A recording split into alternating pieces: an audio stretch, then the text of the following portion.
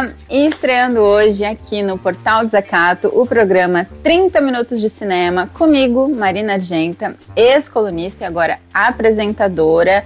Gente, eu fui promovida e estou muito animada com esse convite, mas também com a oportunidade que esses 15 minutos a mais de tempo aqui no portal abrem para que eu possa trazer convidados para trocar com a gente, principalmente sobre cinema, mas também para conversar sobre produção cultural de maneira geral e o que mais surgir em cada troca.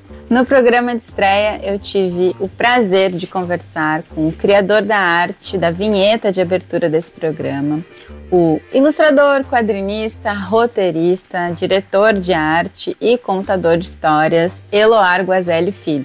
Ele me recebeu na Casa Azul, ateliê e espaço cultural, que é também a casa dele, onde nós tomamos um longo café e, como de costume, a conversa com esse querido amigo também foi longe. E eu trago aqui só um condensado desse papo que foi cheio de histórias e dicas boas para dividir com vocês.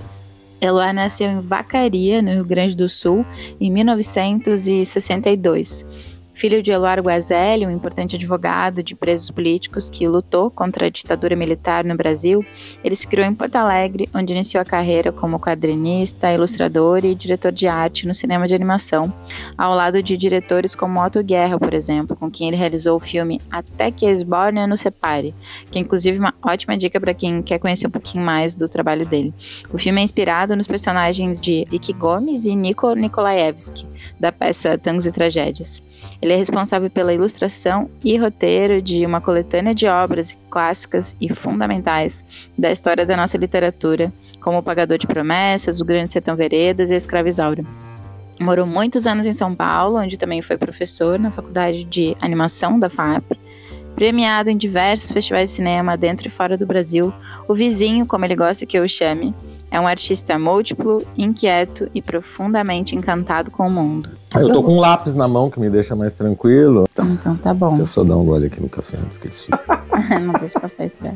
Quer só bater uma claquete? Não vai precisar porque eu tô no sozinho. É? Tamo bem? Tamo bonitos? Tô bonito.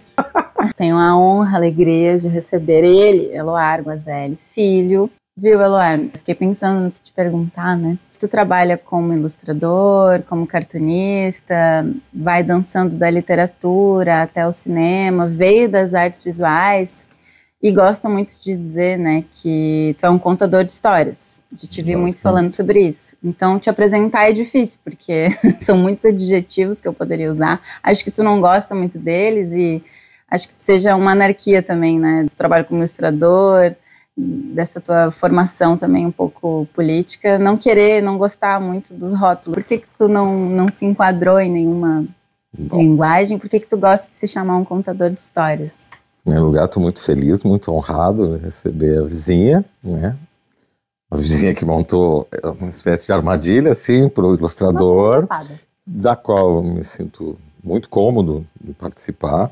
Mesmo, a questão dos rótulos, na verdade, não sei, eu não gosto, mas também não me importo. Quando eu fui morar em São Paulo, a minha vida é longa, mas eu morei 20 anos em São Paulo, muitas pessoas me apresentavam como cartunista, que de fato eu sou. Eu participei de salões internacionais, tenho prêmio, mas eu também não me sinto cartunista porque eu não vivo disso todo dia, então é engraçado. E eu já tinha uma trajetória como diretor de arte para animação.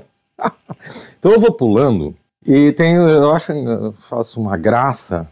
E é assim, nós vivemos um pouco na nossa cultura louca a síndrome de Leonardo da Vinci. Tem muita gente que traz como medalha fazer 1 milhão de coisas. Eu não sei se isso é bom, porque às vezes você pode fazer 1 milhão de coisas mal feitas. Ser bom numa coisa só, ser bom pai, por exemplo, já está bom. É uma tarefa, essa é bem difícil. Agora, eu naturalmente, eu vim preparado para a seleção natural, porque viver como artista no Brasil tem uma relação muito forte com a seleção natural, infelizmente. Eu me adaptei em trabalhar em diferente, porque na verdade eu gosto de ser um trânsfuga. Eu gosto dessa palavra, nem sei direito o que ela significa, mas ela me parece uma pessoa que circula de um lado para o outro, né? E naturalmente isso foi acontecendo. Eu fui ser cartunista porque eu adoro cartoon, de ler. Antes de trabalhar com O cartoon, eu gosto de ler cartoon. Antes de fazer quadrinho, eu sempre gostei de ler quadrinho. Se formou como leitor. Eu sempre fui leitor de né? todas as mídias e todas elas ajudaram a me formar. E todas elas eu acho que foi por isso que eu virei múltiplo. Eu nem tinha ideia, imagina. De acabar fazendo. Não tinha ideia de nada. Na verdade, eu sofri um pouco aquela... Eu chamo o problema do armário, porque o tal do armário não se aplica só nas opções sexuais. Eu vinha de uma casa que tinha uma formação boa e tudo, mas era difícil assumir como artista. Eu vejo com muita tristeza ainda muitos alunos dando volta para chegar em casa e um dia sair do armário e dizer: pai, mãe, eu vou ser artista. Sim. E é glorioso ser artista, não estou me queixando com todos os céus. Então eu nunca me programei, e isso é uma coisa que eu vejo que hoje em dia tem mais, até em excesso. Mas, aliás, a gente sempre pula para extremos, é verdade, a gente vai ficando mais velho, vai começando a prestar atenção. Nem todo mundo sabe, não sei em que momento tu descobriu exatamente, né? Mas nem todo mundo tem tão clara essa relação do trabalho do cartunista na literatura, pensando em ilustração que poderia ser de livro, poderia ser o teu trabalho em jornal também, inclusive, para o cinema, né? Então, quando que tu viu a relação dessas duas coisas? Não, o que salvou a minha vida... Ou a galinha? O que salvou a minha vida e desgraçou a minha vida, é dialético, foi a minha ida para a animação. Que aí, né, eu sou gaúcho, e aí, assim, sem bairrismos, a gente tem vários lugares com diferentes manifestações, e nós tivemos a felicidade de ter um núcleo, no sentido, uma escola de animação, que na verdade escolas são pessoas fazendo estúdios, né? Como a gente tem uma relação muito próxima do Rio da Prata, que é uma grande cultura, Uruguai e principalmente Argentina, então a gente foi contaminado e o Rio Grande do Sul teve essa sorte geográfica, ou seja, nós somos brasileiros que estão lá no extremo sul, mas que tem essa presença dessa outra cultura, então é maravilhoso ter as duas muito fortes, uma grande escola. E aí, entrando na animação, em 86, graças a um amigo, um colega, o Lancaster, que era quadrinista e na época, e também fazia cartoon, me levou para o estúdio lá do Otto, e eu aí virei diretor de arte, entrei pela porta da frente mesmo, com o Reino Azul, que foi premiado em Havana e tal. Mas todas essas coisas foram acontecendo assim, sem muito planejamento, mas aí eu fui entendendo que todo esse meu arranjo de gostar de livros, eu me criei no meio de livros. Morrerei daqui a muito tempo, eu espero, no meio de livros. Tenho o sonho de fazer uma biblioteca comunitária e tal, e vivo, durmo entre livros. Esse caldo, né, quadrinho fez parte da minha formação. O irmão gêmeo do cinema. Pois é, essa história, que foi morar no porão. Que foi morar no porão. Os dois nasceram de novela, né? Um foi pro porão e o outro foi brilhar, né? Essa figura do gêmeo. E aí, assim, lá nos anos 60 precisou de gente muito importante. É horrível, a gente se legitima dizendo: o Fellini fazia, amava quadrinho. Kurosawa fazia, amava quadrinho. Não fazia, mas enfim, o Eisenstein. É uma porcaria ter que apelar para pessoas geniais, mas para se legitimar, mas legitimaram. Porque existe um preconceito fofo, é só um pequeno adendo que eu vou fazer, que às vezes tem com animação, né? Ai, que legal, que bonitinho, mas agora vamos falar de coisa séria. Eu tenho um problema sério menor, né? O preconceito fofo, ele tá entre os piores, porque ele não é assumido, né? Ele é fofo. E ele idiotiza, né? Ele te coloca. Mas assim, eu vinha com todo esse repertório. E aí fui parar lá no estúdio do Otto, e aí que eu comecei a entender, e modéstia à parte, foi o que me qualificou. Com certeza. E aí eu ouvi tu falando uma vez, que eu gostei disso na entrevista, que o Almodóvar era cartunista? Quadrinista. Ele fazia roteiro. Ele fazia roteiro, dizem, e não é lenda, eu acho, que o Mujeres ao borde de um ataque foi pago metade com grana de amigos e metade com o que ele ganhou em quadrinho. E você vai ver que a linguagem é muito parecida. Pela fotografia faz todo sentido. Não, e a linguagem dos roteiros, porque tinha uma revista chamada El Víbora, que é assim, ó, nós temos no Brasil, Laerte, Angeli e Glauco, por exemplo, nós temos uma dívida, entre aspas, que a gente se esquece, dívida no sentido da gente esquecer o significado que eles foram quando esse país estava saindo de uma ditadura. E todos eles, principalmente porque era uma época muito sexo, rock, né, drogas, rock and roll, que eles não estavam fazendo política, na verdade estavam fazendo a maior política, que é remover o famoso entulho autoritário, que depois a gente vai descobrir que continua. Descobriram vários depósitos de entulho autoritário. né? Então, e na Espanha também, eu escrevi um artigo, viu? Uma vez que falando da importância do quadrinho na redemocratização, que é muito parecida nesses 3 países, Espanha, Argentina e Brasil, que passaram por processos autoritários, sendo que a Espanha, o processo de redemocratização é tão meio fajuto quanto o nosso. Na Argentina eles pagaram o preço, alguma coisa, na Argentina. Na Espanha, não. É muito parecido com o nosso. A questão da uma transição, e anistiar, não sei o quê, é bem complicado na Espanha. E a Víbora teve um papel muito importante. A Víbora dos anos 80 é uma revista muito indecente, para quem acha que essas coisas são indecentes e não um genocídio, né?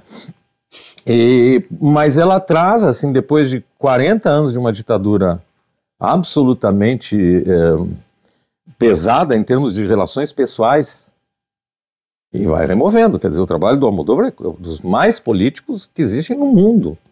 Maravilhoso, artístico e tudo, mas vai removendo esse peso de uma cultura de morte e tal, né? Uma medo, cultura né? do que medo e da permeava. morte, que gritava viva la muerte e não sei o quê. Então, assim, esse papel. Então, tudo isso trouxe para mim, de novo, o fim dessa salada. E eu fazia artes plásticas. Aliás, demorei muitos anos para terminar as artes plásticas, justamente porque fui fazer todas essas coisas. Mas, na verdade... Então, foi meio aleatório essa tua formação. Foi instintiva e depois tudo foi aparecendo. É claro, a luta pela sobrevivência, as oportunidades de trabalho. É tudo instintivo. Foram te revelando os Não, caminhos. é tudo meio por acaso Mas que mesmo. bom tu ter começado por isso, né? Porque quando eu ouvi você falando e entendi também essa influência mais clara do trabalho, dos quadros, depois com a elaboração de roteiro e como isso te ajudou no cinema, né? Como essa formação, isso te deu uma base que é a identidade muito do teu trabalho, né? E uma habilidade, porque tu também pôde fazer depois storyboard para filmes de outras pessoas e trabalhar só com essa função. E tem muita gente que não faz, né? Que contrata só um profissional para fazer isso. Então eu imagino que seja uma facilidade muito grande. Múltiplo. Foi acontecendo, mas um ponto de partida que hoje tu acha que foi bom, né? Não, eu nunca pensei a respeito, graças a Deus, eu nunca pensei a respeito, porque talvez eu tivesse em choque. Foi acontecendo. Agora é a época da minha vida para refletir. Foi meio que intuitivamente. O país também não te permite muito, em determinados momentos, você pensar. Sim. Eu sou de uma geração que a nossa cultura era viver intensamente, não pensar muito.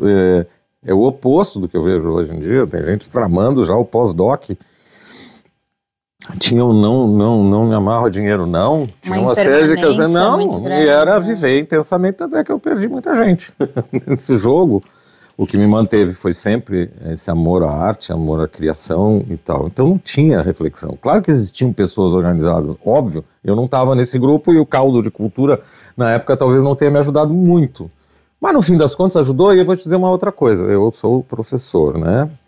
Então, como professor, eu fico analisando os cursos, os currículos, como eles vão mal nesse compartilhamento, porque a ideia humanística, vamos dizer, e já houve experiências nesse sentido, o ideal seria que a pessoa fizesse teatro, fizesse uma série de outras coisas, para, inclusive nos cursos que a gente imagina que não tem nada a ver. No direito, para você entender o ser humano, o que está em jogo, ou seja, não há uma formação que já houve, ainda que elitista, houve iniciativa no país de ter uma formação, por isso que eu acho, se eu fosse ter uma escola, eu ia ter uma escola onde a gente fosse trabalhar múltiplas faces, não obrigando assim tão forte como isso é em mim. Mas é óbvio que eu devo e agradeço, porque na verdade o que me sustenta em todas essas áreas é o amor ao conhecimento e o amor à arte e assim à literatura. Vamos lá, vamos de literatura. Me assusta às vezes, vamos falar de cinema. Conheço, tem amigos cineastas, tem tudo, nossa, tem amigo aqui em São Paulo, imagina. Você conhece fulano? Conheço. Então, tem essa coisa engraçada em São Paulo, eu fui percebendo que todo mundo tem um amigo famoso de adoção, né? Que é o meu famoso favorito, né? Eu conheço o Zé Cabaleiro, fui na casa, é tão engraçado, eu também tenho os meus.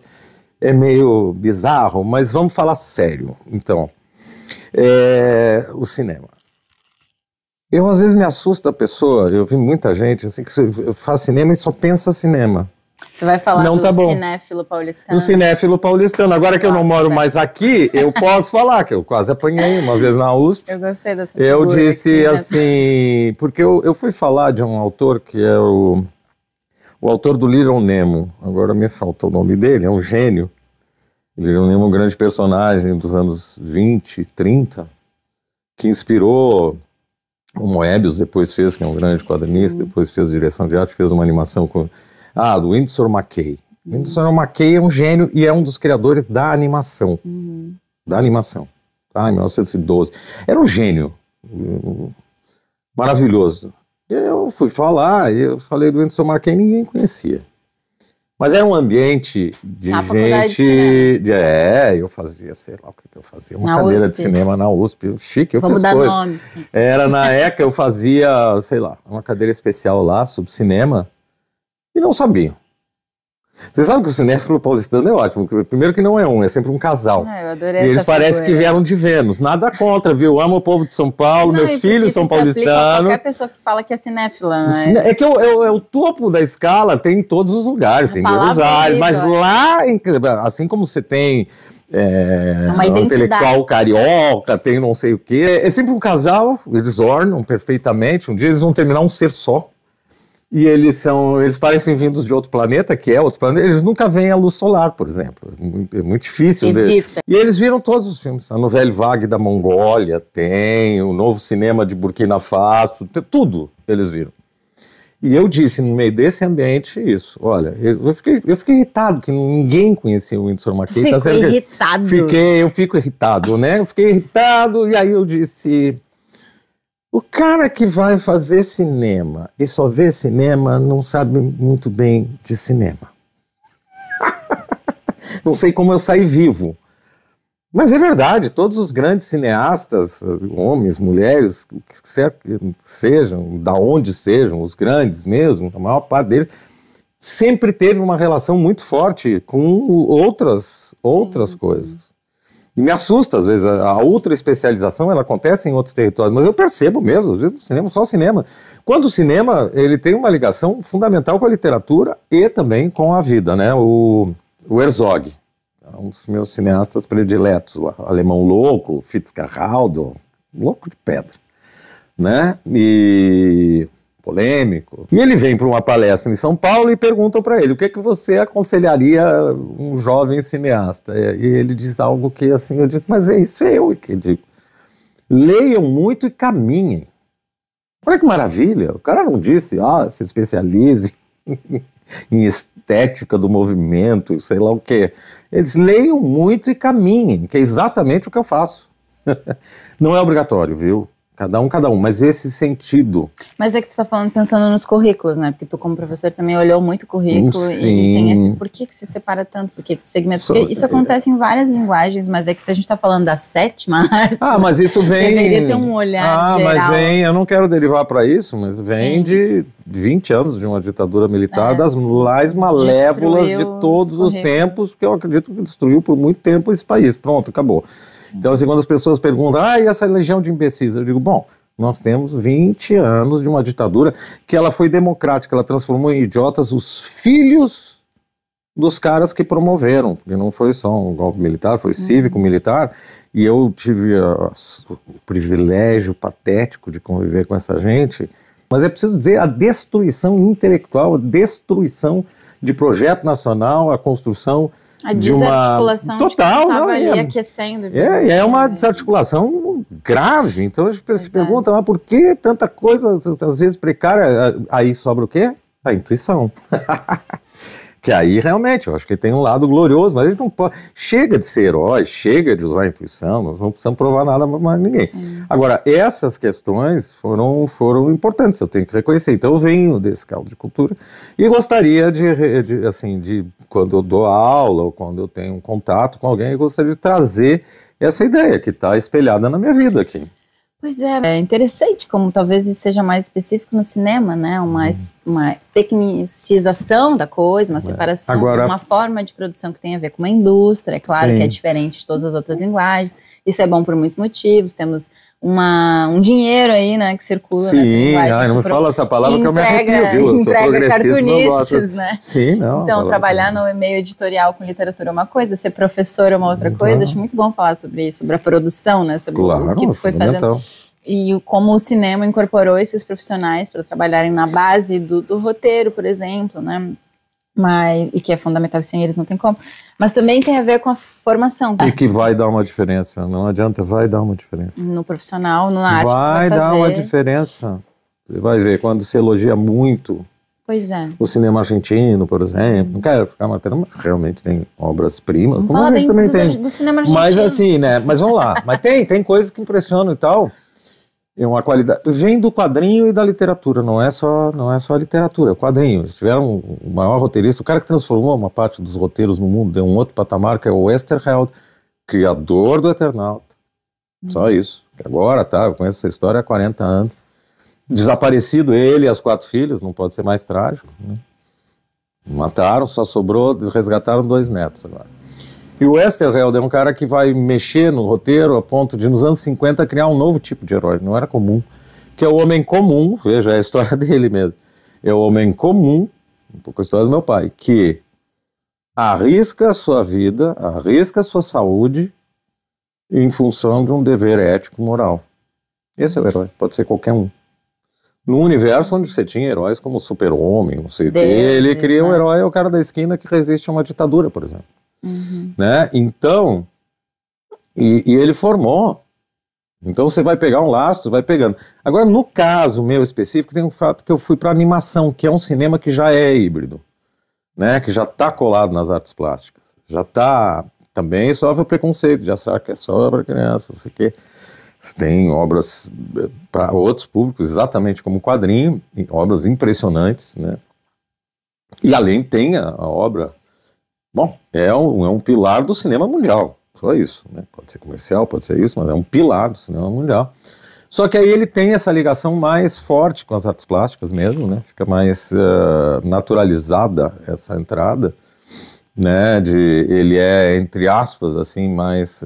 fica mais claro entender como é que vem uma pessoa que tem essa salada toda de formação, né? Aí só estava faltando aterrissar na animação, que junta animação e teatro, completamente teatro, porque você constrói o personagem, você modela o personagem, então você tem uma relação assim muito íntima na criação, né? Mais que trabalhar um ator, e você tem o ator também, né? Você tem a voz, você tem tudo, na animação você tem tudo, é realmente aquela que tem tudo, música. Imagina, você vai imaginar um Looney Tunes sem a música, né? Sim, a direção de arte tem que pensar em tudo. Então, assim, aí naturalizou para mim, acho que foi a forma que talvez foi a forma, agora, isso aqui parece uma sessão de terapia, coisa boa, e grátis, né? E grátis, olha que por bom. Enquanto, mas eu não vou falando muita coisa, né? Também eu sei me controlar. Agora eu aproveitei, eu falei do Looney Tunes, né? Que são aquelas animações clássicas da infância, só para explicar uma coisa que eu acho que é necessário. Eu acho que é uma coisa muito importante nessa conversa, porque eu acho, sabe que tem uma coisa? Eu acho que vai ter gente que não está prestando atenção até agora, não prestou atenção no que eu falei por causa disso. Bem provável. As pessoas querem saber o que foi isso. Eu poderia mentir várias coisas, foi um acidente Looney Tunes. É um acidente pouco glorioso, mas eu me lembrei agora que foi um acidente Looney Tunes, sou náufrago, né? Fui buscar uma lenha no mar. Que aqui no Ribeirão tem o melhor lugar. O cara que vendeu a casa me disse, olha, pega lenha no mar. Eu, é mesmo. Depois de chuva, é maravilhoso. Agora, o problema é que já na terceira idade, bem no comecinho, a parte boa, divertida, eu não vi o meio-fio, o cordão da calçada para os gaúchos e me estabaquei e quebrei a ponta desses 2 dedos. Está explicado. Agora, pessoas, eu peço, por favor, que prestem atenção. Agora as pessoas vão prestar atenção nas outras coisas, do conteúdo, porque até agora, assim, o que esse cretino tem no dedo? Será que pode ser um artefato novo, pode ser uma moda nova, né? O importante é despertar. Voltei de Dubai, né? Agora com isso aqui é um implante que eu fiz, né? E como é que o cartunista fica nessa hora daí, o ilustrador? Eu me transformei em ambidestro há uns 15 anos atrás. Eu resolvi trocar de mão, dizendo eu vivo das mãos, né? E eu não posso me dar o luxo profissional autônomo. Eu tenho lugar no céu com vista para Jesus, entendeu? Artista brasileiro, professor, nossa, gaúcho. Isso aí, meu Deus. Nossa. E aí eu resolvi, eu digo, não, eu preciso usar as duas.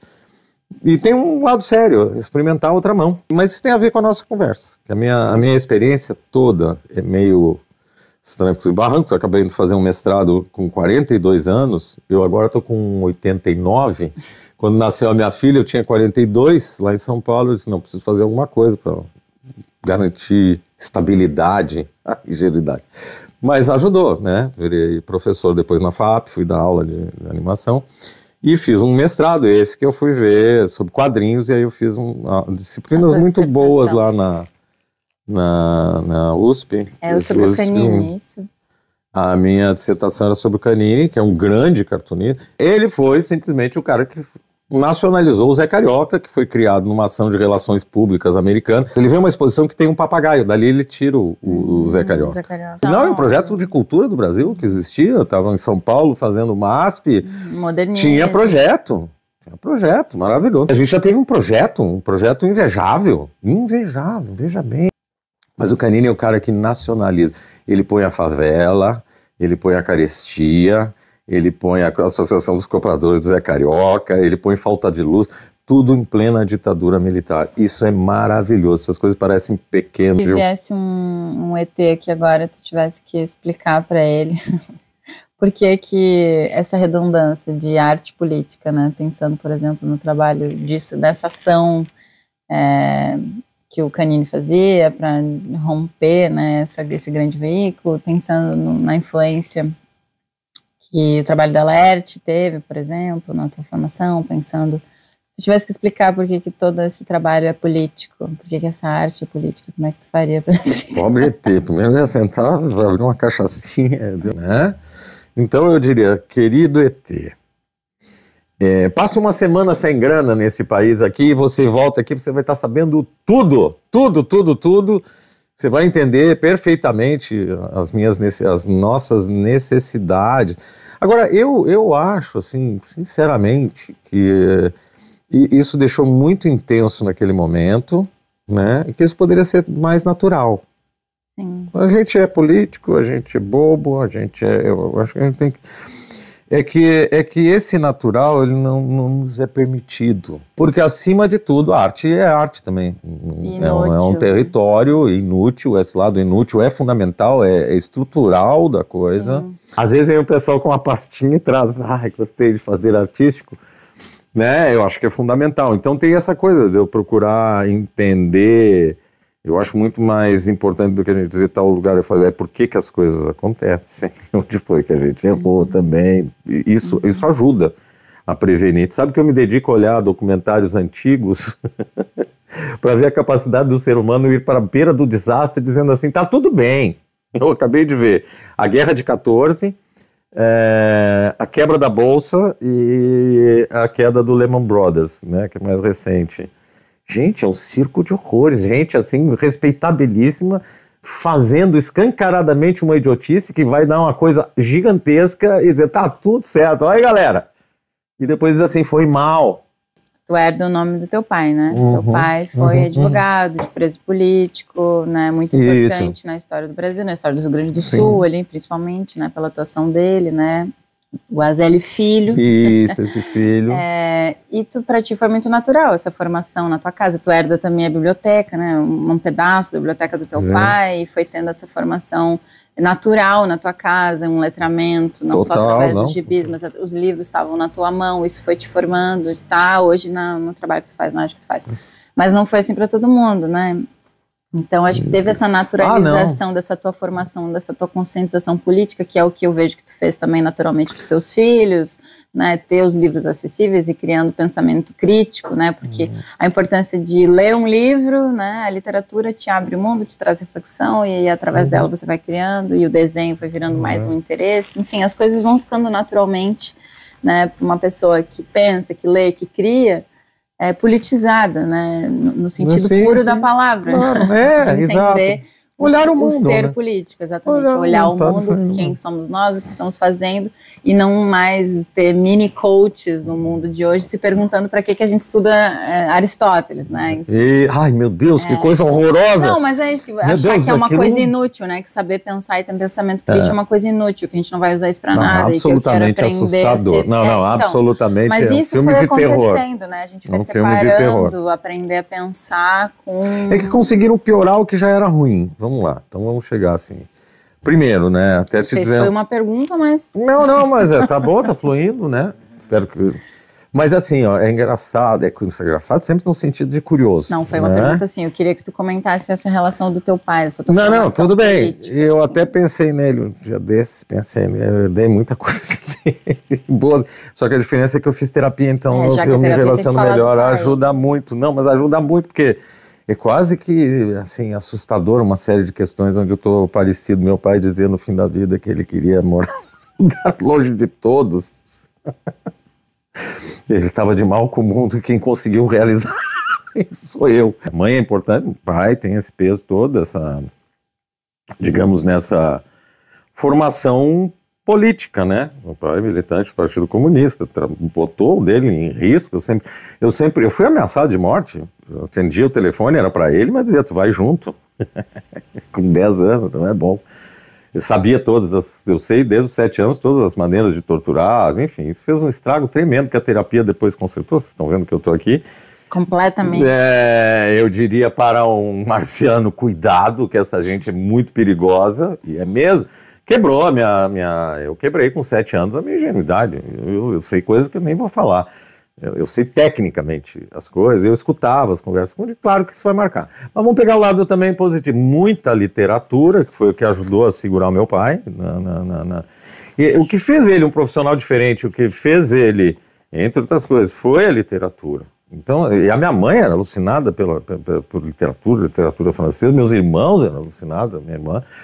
Mas o que eu quero te dizer assim, então assim, é uma coisa de classe, mas eu tive privilégio de poder, mas ao mesmo tempo dentro dessa classe, por conta da destruição que foi a ditadura militar. E eu sou otimista, viu? A vida tá aí pra gente viver. Estamos aqui, fazendo, tem as coisas boas, mas vamos fazer uma análise, né, que é verdade. A gente sai de uma ditadura cívico-militar para uma ditadura neoliberal, porque eu todo fim de mês, quando me lembro dos boletos, quando vejo meus amigos se matando para trabalhar, para bancar a sua vida, eu tenho amigos, olha, dentro da classe média e tal, que estão trabalhando o tempo todo, estressado, dele medicação, e isso tem nome, não é sistema, é ditadura neoliberal, que te leva a ter medo de falar determinadas coisas para não perder trabalho. Eu não quero me aprofundar muito, porque o pessoal vai ficar triste aqui. Se a gente levar em consideração que o neoliberalismo, ele nasce como retomada, né, no golpe militar do Chile em 73, nós já temos 52 anos. Isso forma as cabeças. E quando você vê aqueles menininhos empreendedor com 5 anos de idade, isso é uma monstruosidade. Você pode se entuchar de dinheiro. Eu não tenho inveja de dinheiro, eu tenho inveja de vida. A primeira coisa que as pessoas pensam, tá com inveja. Não. Eu tenho inveja dos caras, dos artistas dos anos 20, da farra que eles faziam. Se tivesse algum dinheiro, estaria bom, mas eu tenho inveja de vida. Não tenho inveja de dinheiro, porque boa parte aí, convivendo com essa gente, eu sei que a vida deles é um aborrecimento só, é uma lista de produtos. Eu estou falando muito, muito sério, há exceções. Aí a gente tem um pouquinho de inveja, mas assim, a grosso modo, é uma existência extremamente vazia. Para isso serviu eu não brinco muito com essa minha convivência com esse topo econômico, eu não chamo de elite, porque elite, como se diz, seriam, teoricamente, não gosto do termo, mas é um termo que se refere aos melhores. Isso aí não são os melhores, são os mais abonados. Né? E nesse sentido, por exemplo, a tua filha agora, né, estudando também animação e criando e tendo tido você também com uma formação, assim, dando para ela acesso essa mesma coisa. O que tu vê de diferente na geração dela, por exemplo, quando está criando para fazer essa mistura? A inserção das redes sociais, assim, esse admirável mundo novo, que tem coisas incríveis e tem coisas horrorosas, assim, é um equilíbrio. Vai pesar sempre nessas novas gerações, eu te agradeço falar, porque esse jogo, né, tem a figura do pai e da mãe, que foi muito importante. Minha mãe adorava ler, e é uma pessoa que não pôde estudar, terminou a 6ª série, lá em Santiago do Boqueirão, nos anos 30, E não que não, a irmã dela alfabetizou o Caio Fernando Abreu, por exemplo, que é de lá, né? Mas era uma cidade pequena, a família quebrou, ela estudou até a 6ª série. E aí a letra dela era horrorosa, uns garranchos, e eu ia pra rua do colégio, ela, coitadinha, ela tinha que assinar os termos e os caras achavam que era falsificado, era muito humilhante para ela. Mas a minha mãe, a formação dela veio toda quando casou com o pai, os livros, ela, segundo meu irmão falou agora, ela lia mais que o pai. E ela muito ligada na literatura francesa e russa. Então ela acabou fazendo uma formação pela... E a minha mãe adorava literatura também. Então eu cresci fuçando em livro que eu nem devia fuçar. O Decameron, que tinha umas pessoas peladas e tal, era maravilhoso. Uma edição antiga, e dele fuçar ali livros que eu não deveria ler, que é o Capucci, que depois eu adaptei para os quadrinhos, que é um cara que assiste, ele acompanha as tropas nazistas, é um italiano, que acompanha as tropas nazistas na Rússia. Um livro maravilhoso, mas terrível. Li com 12, 20, 30 e poucos. Era o livro que meio que era a base do meu pai, né? Que lidava com os horrores esse cara viu coisas medonhas, mas conseguia se safar através do conhecimento, do amor à arte e tal. Eu acho que era meio um guia para o meu pai. Meu pai conversava com o torturador na boca do negócio lá para tentar tirar a gente, né? Então, assim, isso não faz muito bem para uma pessoa, principalmente numa geração que não fazia terapia, né? Uhum.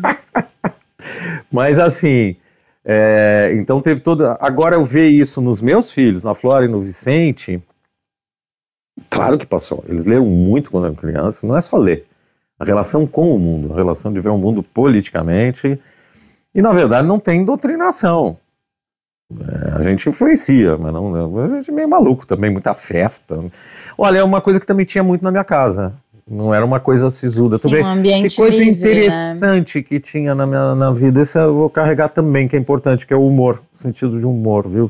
Acho que é fundamental, senão eu não estava aqui. E teu pai também tinha? Tinha. Um humor diferente, né? Meu pai era dostoievskiano, então ele tinha humor, mas tinha não, meu pai não era um homem aburrido. Meu pai gostava de... Chekhov, assim. Era um homem muito inteligente, claro, tinha tirado.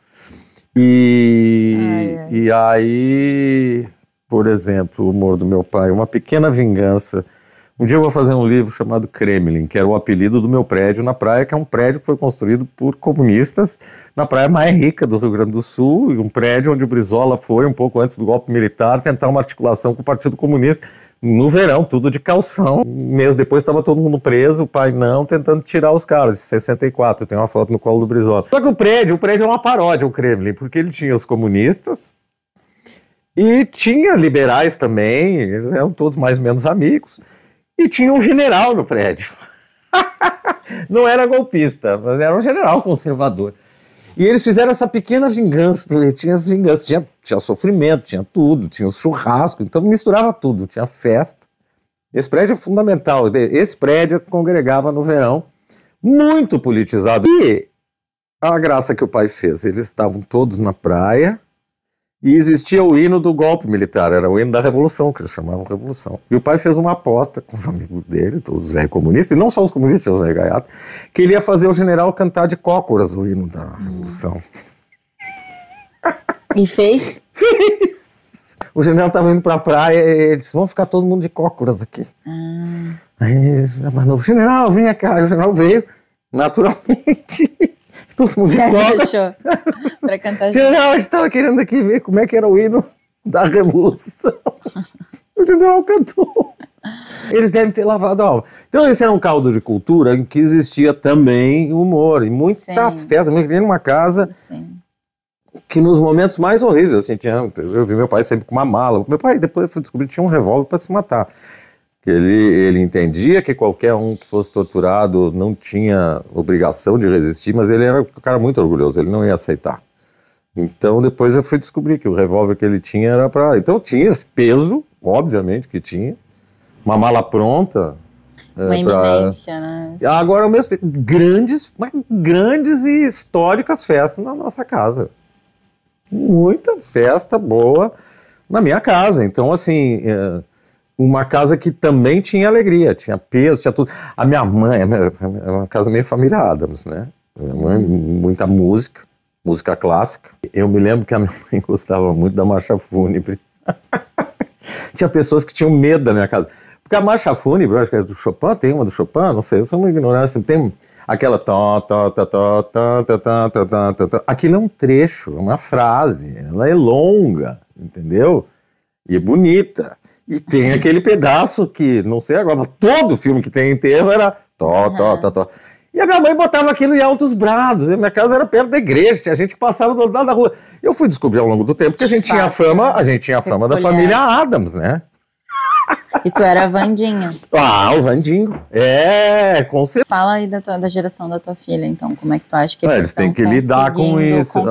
Não sei se eles estão conseguindo concatenar. Eu acho que o grande problema é não conseguir concatenar.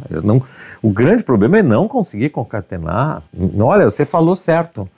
Assim, são várias faces de uma geração, né? Vários lugares, mas tem em comum, primeiro, essa rede alucinada, que ela é muito interessante, mas é alucinada, né? Um extremo individualismo, mesmo que eles tenham associações, né?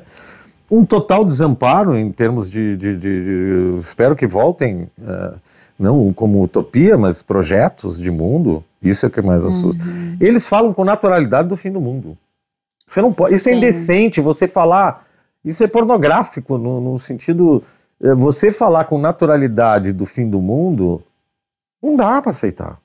Eu posso até entender que venha o que estamos agora aceitar, você aceitou o horror, você incorporou aquele horror e é isso, é isso, vou lidar com isso. Então eu acho que o grande arranjo é esse. E uma extrema dispersão. Pois é, e falando na questão da imagem, né, pensando assim, no que a gente pode fazer, né, no que estamos fazendo. Esse cansaço exagerado dessa overdose de imagens que a gente Eu acho que tinha que faltar luz. Exposto o tempo inteiro, né? Tinha que faltar luz. Que a gente poderia driblar. Faltar luz. Eu vi você falando uma vez sobre que a gente poderia, nesse momento de apocalíptico, tentar ser mais radical, né? Se falando da crise do jornal e agora pensando a crise da imagem, essa nossa overdose, esse excesso de imagens. Então, como que a gente continua criando imagens? E de que forma? Então, a gente tira a imagem, a gente tira o texto, a gente tira o sarcasmo, a gente tira... o que a gente poderia, né, no momento de crise? Se eu soubesse que você ia fazer tanta pergunta difícil, viu? Eu teria adiado, eu teria dito, nossa, eu tô com o dedo machucado. Esse é o jeito, então, no momento dessas overdoses, né, que todas as overdoses não são muito legais, então o excesso de imagens, até pensando na coisa do desafio do jornalismo mesmo, né, não só do cinema, da arte, mas da informação, a gente está por aqui, muito difícil filtrar e saber o que consumir, de onde está a informação, fake news, lá.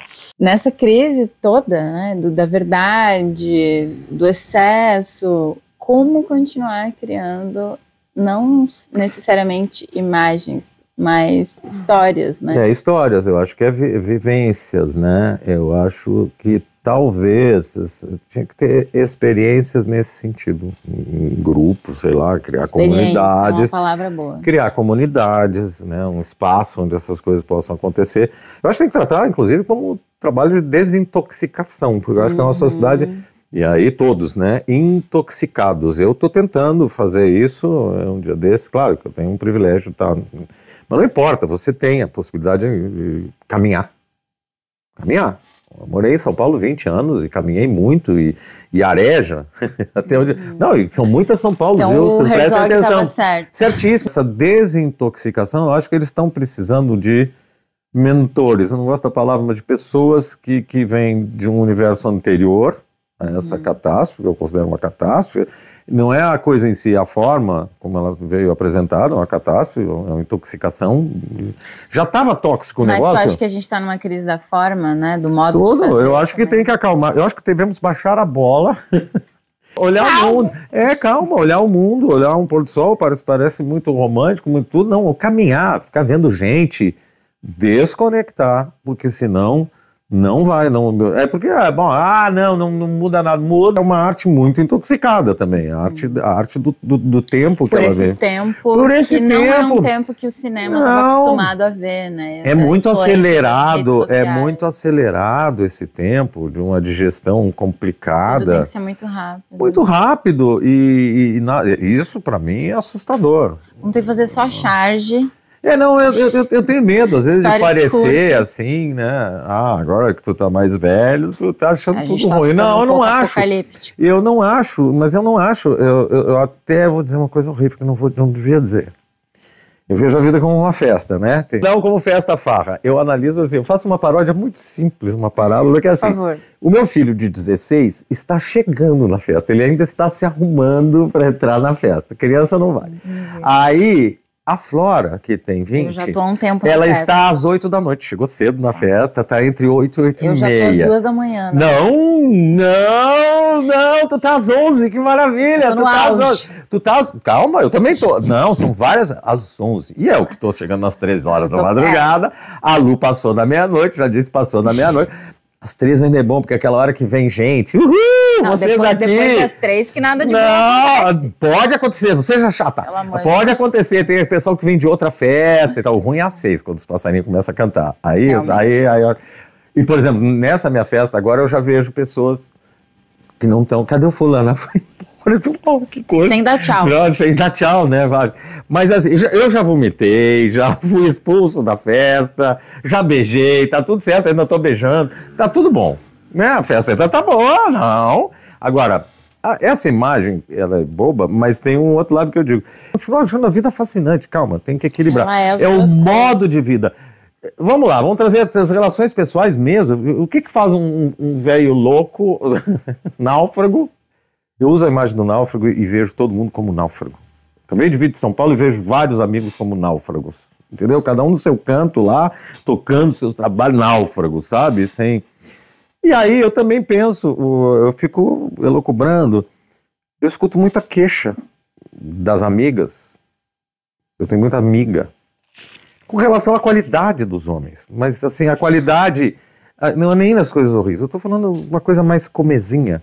Assim, que eu adorei essa palavra como assim, da falta de caráter, da forma, não é assim, o homem nunca foi bom, mas a forma vagabunda, são os 50 anos de neoliberalismo, é isso que eu estou dizendo, não, eu parei para pensar, e é uma máquina criando e educando um mau caráter, então assim, mas são 50 anos de um sistema ancorado nisso, só para fechar, não, mas é sério, ancorado, então a qualidade da formação, e tem a ver com a questão dos filhos que eu me preocupo, tem que tirá-los disso. Eu acho que é possível, quando eu acordo otimista, eu digo, vamos lá, vamos trabalhar a arte, eu vou tentar aplicar isso com meus filhos. A gente está num eterno retorno, assim, né? Bom, no sentido de resgatar histórias fundamentais, e o nosso cinema está mostrando isso, né? A gente está aí, por exemplo, Ainda Estou Aqui, está sendo um cinema que está impactando muito por apresentar a nossa linguagem, nosso cinema, e principalmente uma parte muito importante da nossa história. Eu gostava muito daqueles filmes lá feitos no Recife, por exemplo, também, uma escola poderosa de seu próprio Kleber ali, né? Então, muita coisa que eu acompanhei, todos esses altos e baixos, e a necessidade. Eu vivi um momento fantástico do cinema brasileiro, que foi quando o curta-metragem, foi quando eu entrei na animação com o Reino Azul, e que foi uma época em que não tinha grana, tu vê, como as coisas, existe uma guerrilha que não é nem assim, é meio um processo natural. Nos anos 80, no Festival de Gramado, foi 89, quem brilhou foram os curtas. O Jorge lá, com o Ilha das Flores. Era um filme melhor que o outro, porque foi um momento em que estava voltando a produção. E assim, ó, eles não tinham grana para longa, mas tinham grana para fazer o curta muito bem feito. Então, a primeira vez que os curtas foram extremamente bem acabados. Então, não só era a linguagem, não era só a narrativa, como eles foram o embrião de muita coisa que veio depois, no sentido de qualidade estética mesmo, de coisa, de ter também, eu acho importante ter, você pode ter um cinema raso, você pode ter um cinema de guerrilha e você pode ter um cinema altamente elaborado, né, que a gente tem. O curta era tirado como uma coisa assim, durante a ditadura era uma coisa que não... que era feita lá, a cerâmica de não sei aonde, com exceções, ninguém dava bola, e teve uma geração que sacou, eu não tenho grana para fazer um longa, mas eu tenho grana, é viável eu fazer um curta. É o início de do exercício artístico de muitos cineastas, pelo fato de poder exercitar numa história curta. Claro, não, mas deu um salto. Mas também é uma maneira própria de contar a história, né? Não necessariamente o curta precisa virar um longa. Não, claro, mas naquele momento tinha essa especificidade. Cada linguagem ajuda a falar de um assunto também, né? Então isso, né? O stop motion é mais fácil, é um ambiente mais interessante para essa história do que ser de live action. Com certeza, tem o seu lugar. Essa tua habilidade de pensar roteiro, por exemplo, de adaptar roteiro de literatura, e a tua experiência ali maravilhosa. Gostaria de saber mais sobre como foi o trabalho com o Grande Sertão Veredas, deve ter sido um desafio, sei que tu ganhou um prêmio, né, de adaptação do roteiro para fazer o livro, o romance, né, e é outra história, né, a tua adaptação é um outro livro, justamente. Eu tô fazendo agora o Tempo Vento, né. Achei legal tu falar sobre quem gosta de roteiro para cinema, por exemplo, sobre como essa tua habilidade... Cara, tudo vem... já ajudou a fazer o roteiro pela questão de cortar, né, de saber... reduzir, de saber fazer uma o famoso, eu acho que a frase é do Bergman, eu gosto de citar assim, o Bergman, né? Kill your darlings, alguma coisa assim, mate seus queridos, mate... Cinema é corte. E por isso que às vezes tem que ser um montador que corta, porque senão vão sair na porrada, porque aquela cena lá com os tuiuius no Pantanal, maravilhosa, ela é linda, mas ela vai interromper um fluxo. E é muito difícil isso, essa lição de aprender a cortar. Então a primeira coisa é cortar, né? Então ter esse desprendimento, primeiro ousadia, eu era contra fazer o Grande Sertão, eu precisava pagar a conta. Foi um elogio do meu amigo Alexandre Barbosa, que trabalhava na Globo na época, um cara muito bom. Olha, Guazelli, eu queria te chamar para fazer o Grande Sertão, mas não fica chateado, sou teu fã, mas eu tô te chamando para fazer o roteiro. Eu digo, cara, tu tá fazendo um dos maiores elogios da minha vida, porque algumas pessoas sabem que eu gosto, faço roteiro e tenho habilidade. Imagina isso, então, muito obrigado. Mas que desenhar uma coisa horrorosa, um trabalheiro. E eu fiz com o Rodrigo Rosa, que é meu grande amigo, parceiro, e que é uma coisa que você tem que ter muita confiança e muito autorrespeito, confiança dos dois. Porque quando os dois roteiristas são desenhistas também, tem que ter muita segurança de parte a parte, para não ser invasivo, para não colonizar o outro. Então, se pega alguém inexperiente, ele vai copiar, né? E ao mesmo tempo não ofender. O Rodrigo mudou e agilizou pra caramba. Só 2 páginas que eu digo, tem que ser exatamente isso aqui. Quando morre lá o personagem, que é um cara, uma boca gritando na página inteira, ver as relações com o cinema, né? Enquadramento. E um enquadramento e o grito, assim, e uma página que tem com o diabo lá. Seu trabalho como roteirista daí foi no texto em si, né? Que foi cortar. Não, eu fazia essa coisa, mas eu ia o texto ali, eu botava... E que desafio cortar. Aí eu digo, eu sou um assassino. Primeiro assim, eu vou recusar, né? Aí eu digo, não, preciso do dinheiro. Daí vem aquela oportunidade da vida que tu fala assim, não, preciso pagar as contas. Tô de boa. Não, é pagar as contas. Aí eu digo, não, preciso pagar as contas, vamos lá. Eu acho que é uma época muito desesperada. Se eu fosse pegar uma palavra para definir, pode ser até um orgasmo, mas é tudo muito desesperado, muito... E eu abro esse negócio aí, e é um grito para lá, eu tô aqui! É uma época de uma super excitação, né? Que é isso. Querer deixar um legado ainda como artista, tu acha que esse ainda é o teu objetivo? A gente vive com essa ilusão. Não, bom, o legado, eu gostaria de deixar um legado para meus filhos, uma herança, não, um legado. Ao mesmo tempo que eu aceito a mudança do mundo, entendo e... Tu é apegado. Não, tem coisa que eu não gosto. Eu não gosto de determinados rumos que tomou. E aí eu me permito dizer, olha, não é reacionário, eu não gosto do projeto que vingou. Porque no fundo sempre é um projeto que vinga. Então é um projeto alucinado esse que vingou. É um projeto bem alucinado. Eu não sei se tinha outra alternativa, talvez os hippies pensavam, tem um monte de gente pensando, e ainda tem, né? Legado para os meus filhos, para o mundo, é a minha obra, né?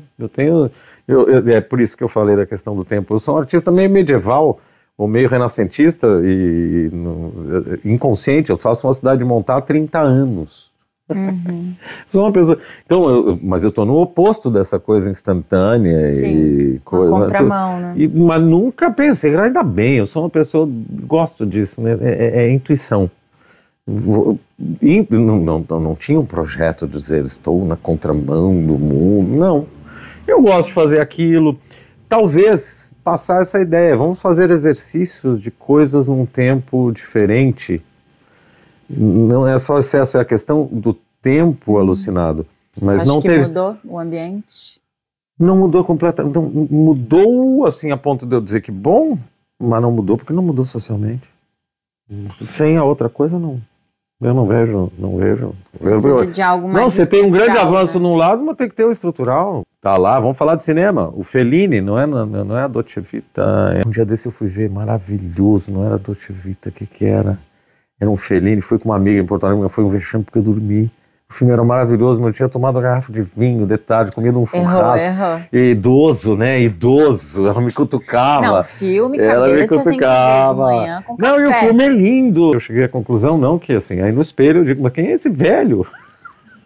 Fenômeno paranormal. Tem um idoso no meu espelho. Eu, quando não me olho, não me sinto. Por quê? Porque a atitude, para mim, o que define a juventude é tu ter interesse pelas coisas, tesão pelas coisas. A palavra que era muito usada, você ter interesse. Agora, essa apatia, isso não é juventude, velho. Isso pra mim, então tá. É só a casca, que eu adoro, é bonito de ver, mas isso pra mim não define. Uma vez, eu não sei se eu te contei, eu tava no estúdio do Otto e teve uma visita de... Era o Veríssimo e tal, o Milor, tava recebendo o Milor, que naquela época era talvez o maior intelectual brasileiro. Desenhista, ensaísta, tudo. E o Milor tinha que arrumar entretenimento, o Veríssimo amigo do Otto, o Milor já tinha seus 70 anos. Teoricamente um velho, senhor. Ele quase nos enlouqueceu. As meninas da arte final saíam assim. Ele não para de perguntar. Ele parecia uma criança, porque aí eu entendi. O cara era fascinado por animação, era um outro mundo, se criou um outro mundo, nunca tinha ido num estúdio, e ele parecia uma criança perguntando, aquilo me deixou encantado. Eu digo, o cara tem 70 anos, não é um velho, o cara, ele queria saber assim, mas ele enlouqueceu as gurias. Mas esse pincel aqui, usa ele no plástico, mas esse plástico aqui é transparente. Ele pirou, ele virava as gavetas, olhava, que ele estava encantado. Eu digo, cara, isso para mim é um bom conceito de juventude. Eu fiz uma história em quadrinho chamada Pandemia em 2007, que é meu grande orgulho, parece aquele cara que acertou. Meus amigos que eu mostrei, todos disseram, Guazelli, como você é paranoico. Você já tinha feito Apocalipse Now? Já tinha. E como você é paranoico. E eu usei só a lógica que eu estou usando aqui. Qual é a lógica? Isso significa que nós estamos num mundo totalmente interligado. E quem vai viajar no avião? O vírus. Isso tem a ver com o cinema, viu? O cinema parou de fazer. Filmes apocalípticos? Aqueles clássicos nucleares, né? Tem outros tipos de apocalipse. A gente está sendo obrigado a inventar outras formas de apocalipse. Agora, o cinema que vai vir depois, nós vamos voltar a fazer com papelzinho, assim, tudo verde, limão, as coisas vão ser tudo verde, tudo limão, assim, né? Em chroma key natural, né? O mundo vai estar radioativo, assim, e a gente talvez vai ter o grande silêncio. É horrível pensar assim, mas talvez sobre alguém e a gente comece só os cartunistas e ilustradores. Seria um mundo encantado. Talvez a gente tenha a casca muito grossa, viu? Muito grossa. Acho que a gente acho bem provável. Ia começar um mundo muito bizarro feito por nós. As construções seriam... Eu gosto da categoria, porque ela ri muito de si mesma. Tá, mas olha só. E se fosse pra dentro do cinema, tu fez cinema... Escolher um trabalho aí pra mostrar pra quem sobrevivesse do apocalipse. Qual trabalho tu gostaria que as pessoas vissem? Meu? Nossa. Escolhe um que seja especial. Não precisa explicar por quê. Eu tenho um filme muito esquecido. Muito esquecido. É o filme mais... aliás, a gente tinha que passar um dia desses. Vamos passar? É o filme mais ingrato, mais esquecido, mais barato, talvez, não sei se é o mais barato, mas está na lista dos mais baratos do cinema brasileiro. Ele custou 13 mil reais, é um curta, custou 13 mil reais, que é o Media Training, baseado numa história em quadrinhos minha, que chama Media Training, e deu tudo errado no sentido que eu acho que ele foi lançado no momento errado. Ele teve 2 sessões, um festival em BH e um festival em Brasília. A característica do meu trabalho, da Laerte, é olhar para fora também, né? Então, esse meu livro é sobre o Media Training, se passa na Guerra do Iraque, né? É um conto de uma mulher que trabalha no mercado, influenciado pela Lu, que trabalhava na época no mundo corporativo. E Media Training né, é uma das ações mais importantes das relações públicas, que é treinar as pessoas para enfrentar situações de crise. Com todo respeito a esses profissionais, muitas vezes treinam bandidos, né, para superarem crises. E a minha história é muito cínica. Eu trabalhei tanto para terceiros. Sim. Carreguei tanta coisa nas costas, que é ótimo, maravilhoso, me deu nome, tudo, me preparou, mas para fechar assim, esses temas, eu acho que agora é o meu momento de fazer minhas coisas, que já não preciso provar nada para ninguém, nem para mim, né? Então eu acho que é interessante que ainda temos força física, interesse, porque é uma relação de interesse com o mundo. O mundo me encanta ainda. Isso que é importante. Só para resumir toda aquela questão que tinha a ver com os filhos, a falta de encantamento, ou desencanto é que é muito assustador. É preciso ter encantamento. E isso é possível trabalhar, viu? Fácil não é, mas possível é. Eu vejo encantamento nos meus filhos. Eles têm um pouco dessa dispersão tecnológica, mas eles têm encantamento. Isso é importante. Isso eu acho que é legal. Vou indicar uma obra que te produziu muito encantamento no cinema e uma na literatura, porque eu sei que para ti é difícil escolher. Aliás, tem tudo a ver com cinema. O livro que eu li é um filme do Kurosawa também, Rashomon. Eu lembrei de um russo, eu vejo muito filme podia ser um antigo e um recente. Então não, antigo é o Vai e Veja. Vocês já viram Vai e Veja? Vai e Veja é foda. Som ao Redor, eu gosto. Eu gosto daqueles mais cotidianos, eu gosto muito da cidade do Recife.